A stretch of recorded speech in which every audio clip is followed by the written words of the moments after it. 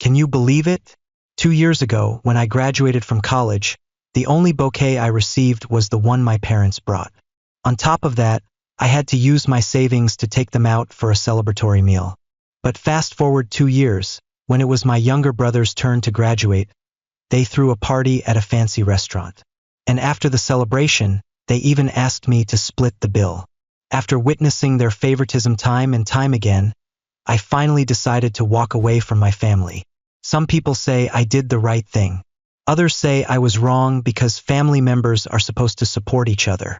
What do you think? Listen to my story and share your thoughts with me. Hello, my name is Mark. I'm 25 years old and have worked as a financial professional for 3 years. I used to live with my parents, thinking it was expected that the family would stick together and support one another. But a year ago, I realized that no matter how hard I tried, I would never measure up to my younger brother in my parents' eyes. None of my efforts were ever acknowledged, while Stephen was always favored and protected. That was when I decided I needed a life of my own, a place where I no longer had to prove my worth to those who never truly appreciated it. A year ago, on the day of Stephen's graduation, I remember that morning vividly. As I sipped my coffee before heading to work, my mom called me to the living room. My dad was already sitting there while Stephen was still asleep upstairs. They told me Stephen had a graduation party that evening, and I had to be there. Not an invitation, not a warm family conversation, just a command. We've already reserved a table. Be there by 6 p.m. And don't forget to bring a gift for your brother. I hesitated for a moment. Party? When I graduated, did I get anything? No celebration, no gifts, not even a simple congratulations. I had to manage everything on my own. Earning my degree, finding a job, and I never asked them for anything. Sensing my silence, my mom added, "You're his older brother, after all. You should at least bring something. If you don't have a gift, then don't bother coming and embarrassing the family." I let out a small, dry laugh. I see how it is. I didn't argue. I stood up, grabbed my car keys, and went to work as usual. But in my mind, a plan was already forming. If a gift were that important, I would ensure it was truly unforgettable. The entire day, I was busy with work, but in the back of my mind, I kept thinking about the party my parents had ordered me to attend. After all, Stephen was still my brother, so I got him a special gift. A brand new MacBook worth nearly $2,000. I wanted to make the moment memorable, so I arranged for it to be delivered to the party. I pictured the scene. The delivery person walking in, handing Stephen the package in front of everyone. It would be a meaningful gesture, even though my family had never done anything like that for me. At 6 p.m., I left the office and drove to the Grand Oak, a high-end restaurant downtown. The moment I walked in, I immediately noticed something. The place was packed. They had invited over 50 people. Stephen's friends, distant relatives, my parents' colleagues, even people I had never seen before.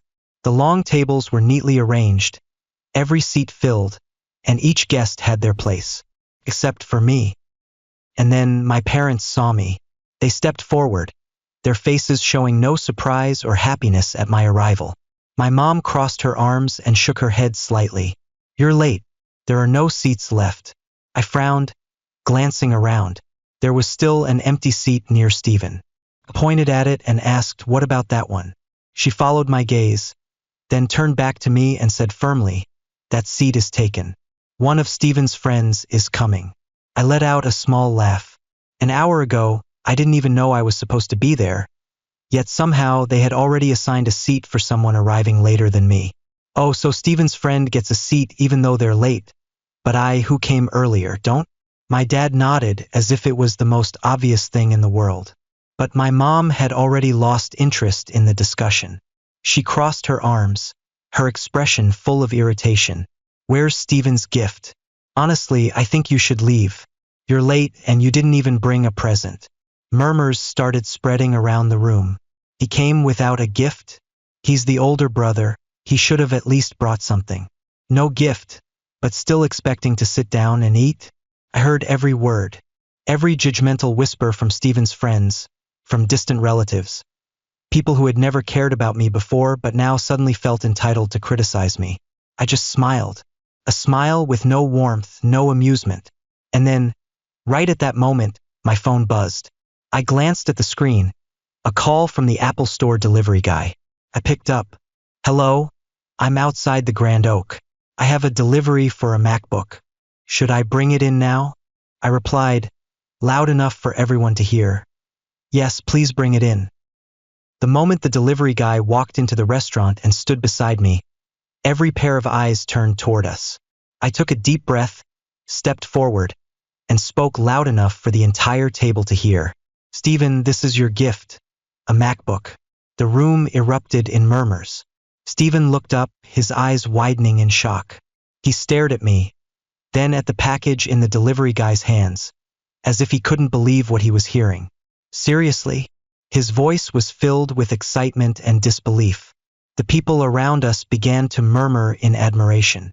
I glanced at my parents. They were beaming with pride as if they had just accomplished something great. My mother leaned in and whispered to a distant relative, see? I told you Mark would never show up empty-handed. My father crossed his arms and nodded approvingly. Guess we misjudged him. He knows his responsibilities after all. I looked around the room, taking in their satisfaction, the smugness and self-congratulatory relief that I had done what was expected.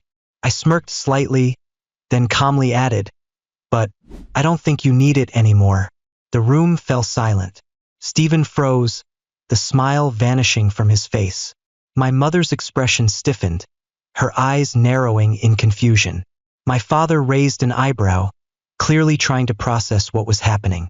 I turned to the delivery guy, my voice steady but firm. I'm sorry, but I want to cancel this order. The delivery guy blinked, momentarily caught off guard, but quickly regained his professionalism. He nodded, pulled out his phone, and called the store. The entire table sat in stunned silence. The murmurs from before had disappeared entirely, replaced by a thick tension in the air. The delivery guy hung up a minute later and looked at me politely. The store has confirmed the cancellation.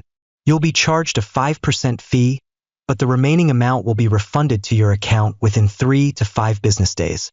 I smiled lightly. That's fine. Thank you. He gave me a slight nod before turning and exiting the restaurant. The moment the delivery guy walked out, the table erupted. Stephen was the first to react. He shot up from his seat, his chair screeching against the floor. Are you insane? Are you joking? Why the hell did you cancel it? My dad slammed his hand on the table, his face red with rage. What the hell are you doing, Mark? Are you trying to humiliate this family in front of everyone? My mom's mouth hung open, her expression a mix of shock and fury. What is wrong with you? Why would you pull such a ridiculous stunt? I knew it. I knew you couldn't just be decent for once. Stephen yelled, his face flushed with anger. You did this just to embarrass me in front of my friends, didn't you? The murmurs from the table grew louder. Stephen's friends, distant relatives. Everyone stared at me, whispering, pointing, judging. I looked at each of them, listening to every word. But I didn't get angry. I didn't react. I didn't argue. I just stayed silent. Without another word, I turned around and walked out of the restaurant. Right before leaving, I said, I didn't have a seat at this table, so there was no reason for me to spend $2,000 on Stephen, or on this family. After leaving the party, I didn't go home right away. Instead, I drove straight to a familiar coffee shop, a quiet place, never too crowded, where no one knew me. I ordered an Americano, found a secluded corner, and sank into my seat, letting my body relax. The air was filled with the rich aroma of freshly brewed coffee and soft music played by the speakers. I stared blankly at the wooden table before me, my mind empty, but the memories started flooding back within minutes, like an old film playing in slow motion. As a child, I had already realized that I was never the favored one. When I won first place in the school's math competition, my parents patted my shoulder and said, "Good job, son." But when Stephen won a bronze medal in a district soccer tournament, they threw a party, invited relatives to celebrate, and bought him a new pair of cleats. By high school, the favoritism became even more apparent. When I scored the highest in my class on the final exams, my parents didn't even mention it. But when Stephen nearly failed a subject and barely passed after a retake, they took him out for a lavish dinner, saying he had worked so hard. And then came college. I never asked my parents for a single cent. I secured scholarships and worked 3 jobs simultaneously to cover tuition and living expenses. Stephen, when he got into college, my parents bought him a used car for convenience, paid all his tuition, and even gave him a monthly allowance. And I remember my graduation day perfectly. There was no party for me, no celebration, not even a simple congratulations.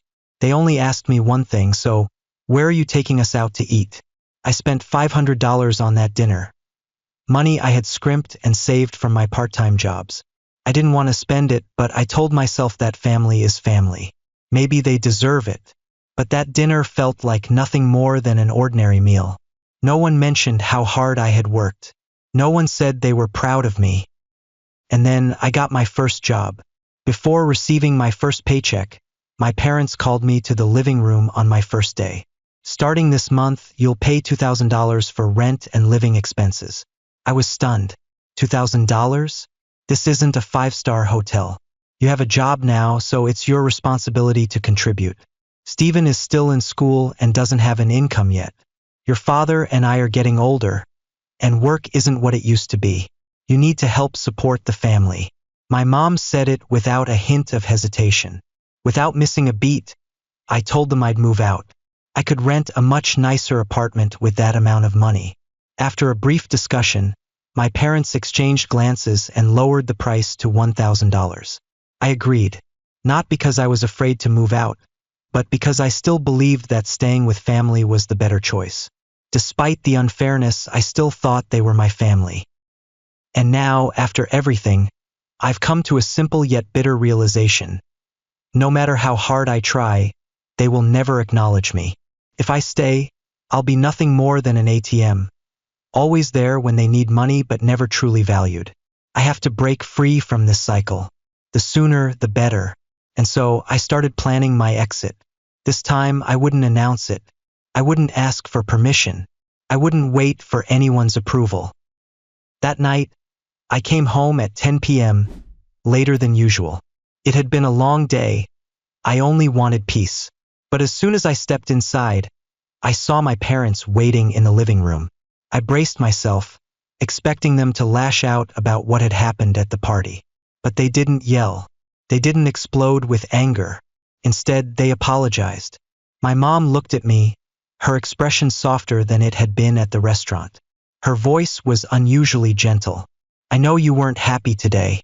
We should have saved a seat for you. I'm sorry. My dad nodded in agreement. We're family. We can work through this. We don't want you to feel left out. I felt my resolve waver for the first time in a long while. Maybe, had I been too harsh? Maybe they hadn't meant to treat me this way? But just as I started to let my guard down, my father continued. Stephen was distraught that you canceled his gift. He was looking forward to it so much, and in the end, he got nothing. My dad paused, looking at me with the calm, calculated tone of someone making a reasonable request. So, instead of the MacBook, you could make it up to him another way. The dinner bill tonight was $4,600. We'll consider the matter settled if you cover half, $2,300, as a graduation gift. I looked at him, then at my mother. So this was why they had waited up for me. They weren't genuinely sorry. They didn't care about how I felt. They just wanted another way to take my money. I laughed. But this time, there was no hesitation in my voice. No. One word. Firm. Final. My mother's smile disappeared. My father frowned. Mark, don't be selfish, my mom said, her voice no longer gentle. Family helps each other. That's how it should be. Yes, I replied, but helping isn't the same as being used. What are you even saying? My father's patience began to wear thin. You make the most money in this family. Are you saying you can't contribute a little? Do you know how hard we work to care for you and Stephen? I cut him off. You didn't take care of me. I've been taking care of myself for a long time. The room grew tense. And then you wonder why you always feel so distant from this family. My mother snapped. You're the one who keeps pulling away. You never try to connect with us. You can't even be generous with your brother. I met her gaze, unwavering. And were you ever generous with me? She froze. I took a step forward, my voice calm but sharp. When I graduated with honors, what did you do? Silence. I continued, my words cutting through the air like a knife. You bought me a cheap bouquet and told me to plan my celebration. Then you made me pay for dinner. My mother opened her mouth to argue, but nothing came out. My father sat still, his brow furrowed, visibly uncomfortable. And Stephen? I let out a dry laugh. He had a regular graduation, and you threw him a massive party with over 50 guests. Did I have a seat at that table? No, but his late arriving friends did. Did I get him a gift? Yes, but because I refused to pay for the entire dinner, now I'm the selfish one. My father cleared his throat, searching for an excuse. We didn't throw a party for you because we knew you were independent. You didn't need us to. I scoffed. Right? Because I took care of myself, you used it as an excuse to ignore me. And because Stephen never had to be independent, you used that to keep spoiling him. The weight of my words hung in the air. My parents had no rebuttal. But I knew it wasn't because they understood. They didn't know what else to say. I exhaled slowly. If you're only apologizing to ask for money, then there's nothing left to discuss. With that, I turned and walked straight to my room, ignoring the voices calling after me. I was too tired for this fight. But one thing was sure. I was leaving this house. I thought that after everything, things would finally settle down, that they would stop demanding things from me. But I was wrong. My parents made another request 2 days after Stephen's graduation party. This time, they wanted me to give my car to Stephen. His car is old, son. He needs a newer one to apply for jobs and commute to work. I stared at them briefly, forcing myself to stay calm. Then, in a slow, deliberate voice, I asked, "Are you serious?" My mom nodded without hesitation. "You started working before Stephen. You can help him out a little." My dad crossed his arms, adding, "Exactly. You're the older brother. You should support your sibling." I laughed. Not because it was funny, but because it was so ridiculous I almost couldn't believe it. This car? I saved for 6 months to buy it. My voice dripped with sarcasm. I worked, budgeted every penny, and earned it. And Stephen? He's never had to save for anything, and now he gets to demand this? My dad's tone hardened. He was running out of patience. Stephen just graduated. He doesn't have money. He needs a car to get to interviews and secure a good job. You already have a steady income, you can buy another one. I shrugged. If he needs a car, he can drive his old one a little longer. Or he can learn to save up like I did. I paused for a moment before continuing, my voice calm and steady. But if you want him to have my car, you can buy it from me. For a second, my father's face paled. Then he exploded. What did you just say? He slammed his hand on the table, making my mom flinch. You're asking us to pay to help your brother? No. I met his gaze without hesitation. If you want me to help, at the very least, it should be fair. Fair. My father's face turned red with fury. You want to talk about fairness? With your brother? I didn't respond. I was exhausted from this conversation before it even began. My father shot up from his seat, pointing a finger directly at me, his voice thundering through the room. Get out of my house. Silence. My mother looked stunned.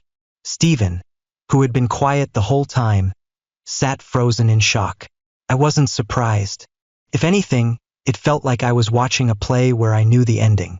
I took a deep breath and nodded. All right.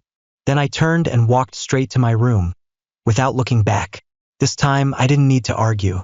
They had just decided for me. 30 minutes later, I dragged 2 suitcases downstairs. I didn't need much.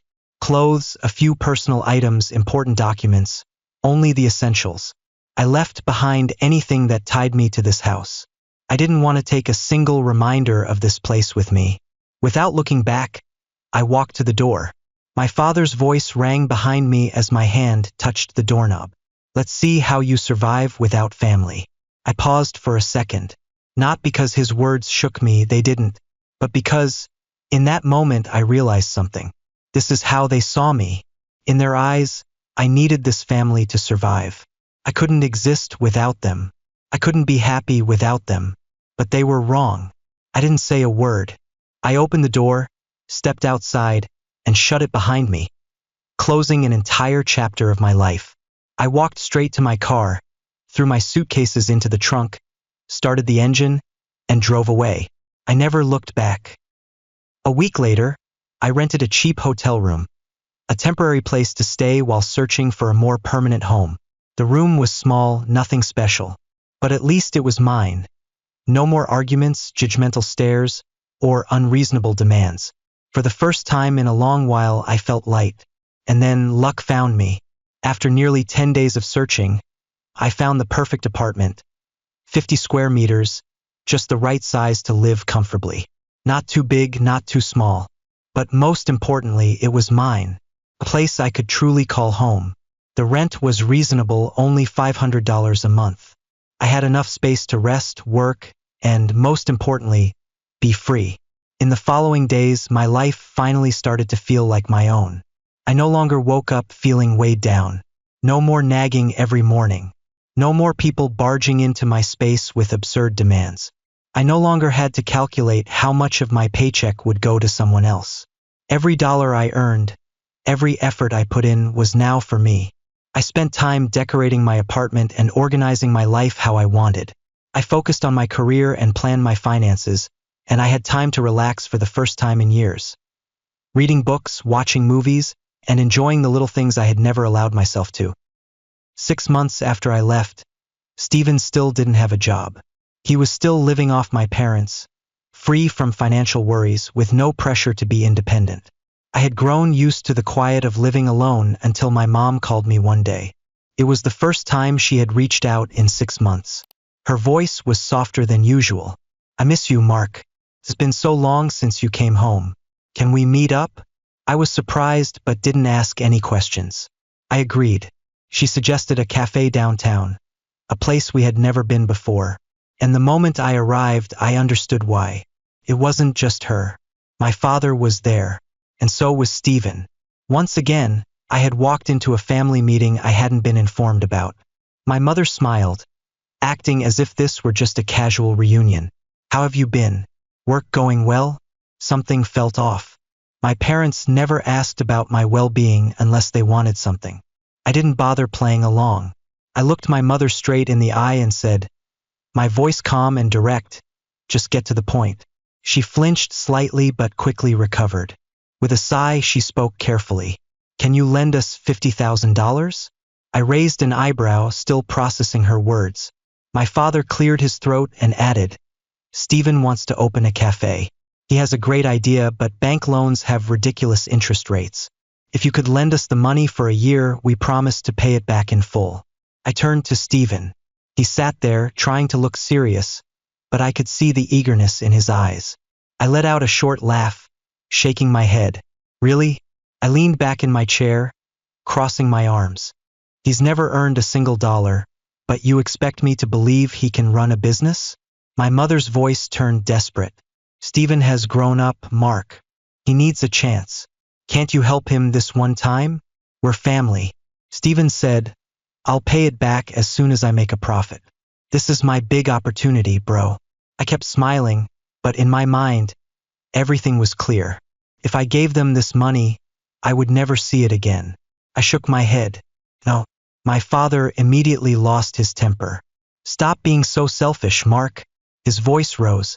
"All you ever think about is yourself. Are you jealous of your brother? Afraid he'll be more successful than you?" I looked at him, my expression unreadable. "All right, I'll do it." Their reactions were immediate.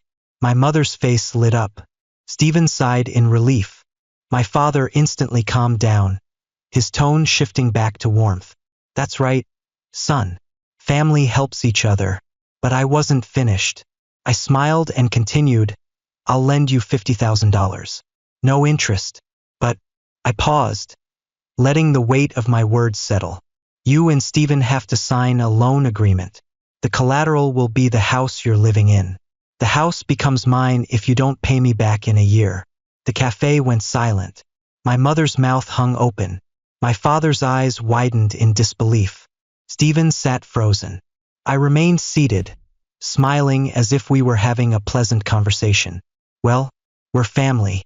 You believe in Stephen's success, don't you? So this shouldn't be a problem. My father opened his mouth, then closed it again. He stared at me, searching for a way out. But in the end, all he could say was, "I have no son like you." I wasn't surprised. Those words didn't hurt me anymore.